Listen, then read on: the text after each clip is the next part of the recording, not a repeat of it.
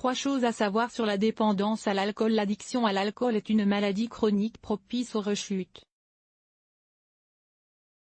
Mais se remettre à boire n'est pas forcément un échec. Découvrez pourquoi. L'acteur américain Ben Affleck vient d'annoncer avoir terminé une 2e session de traitement pour soigner sa dépendance à l'alcool. Ce type de scénario est assez courant chez les personnes qui souffrent d'alcoolisme.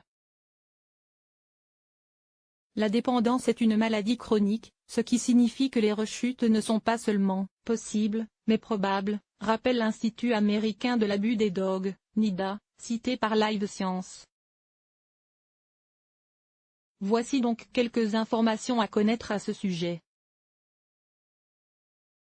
Des rechutes fréquentes. D'après une étude publiée en 2001, environ 25% des patients arrivent à éliminer totalement la consommation d'alcool de leur vie pendant la première année après le traitement. Mais selon les auteurs, nous ne pouvons pas réduire ces personnes à 2 catégories distinctes, ceux qui s'abstiennent et ceux qui rechutent.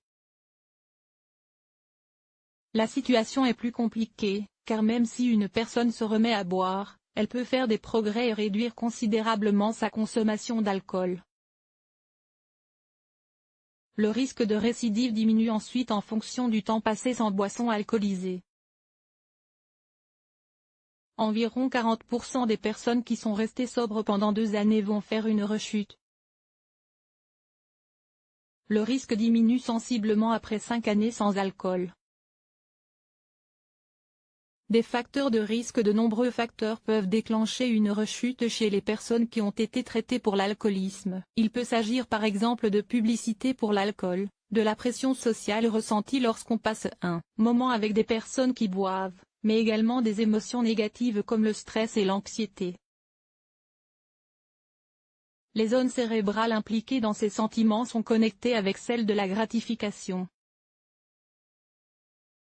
Les chercheurs soupçonnent la consommation chronique d'alcool de modifier le cerveau en augmentant la réponse d'une personne en cas de stress, et donc d'augmenter les risques de rechute.